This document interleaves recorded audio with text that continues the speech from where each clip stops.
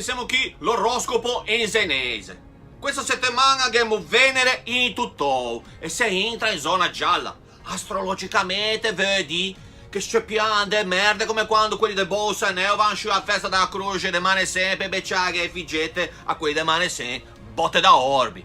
O doveva essere Ariete.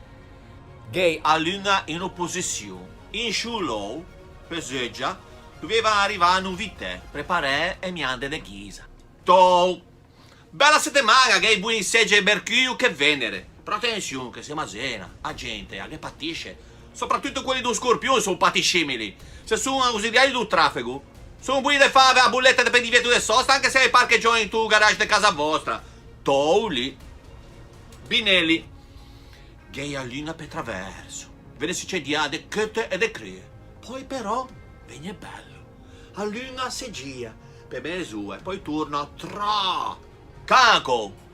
Beh, Bampi dice che si dice canco. Comunque, pane possibile, ma la prossima settimana sai tutti i pin di vitalità, di quelle de fa, di agilo. Se non sai come incanalare questa energia, vieni da Gianco a casa a me che in ta stanza d'ufficio che sulle macce verdi da muffa. Ti elevi e torna. Ti elevi e torna. Dice che se per fare un 110% con il bonus ti rifletti tu cappotto.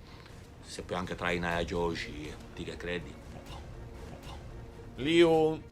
Viati sei il governatore da su, se tutta gente positiva, gente estroversa, attenzione, a viu pegua, che questa settimana c'è merda. Vergine, e stelle dice che fra mercoledì e già veniamo notizie belle. Ma neanche c'è basane che siamo pronte. Basta, attenzione che Marte ucciocca. Senti, è l'offi e pitin stanchi.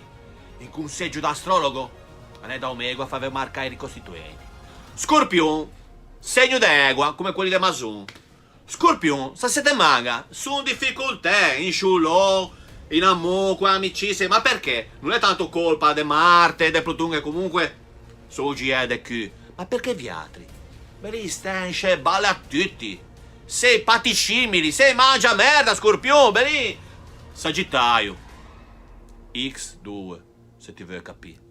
Clavicorno. Segno dei ciattelle, come a Lulli. Che va da quelli do Scorpione e che dice quelli do Tosu sempre lì che fa ribotta per lì che dice beh, quelli lì che patisciano.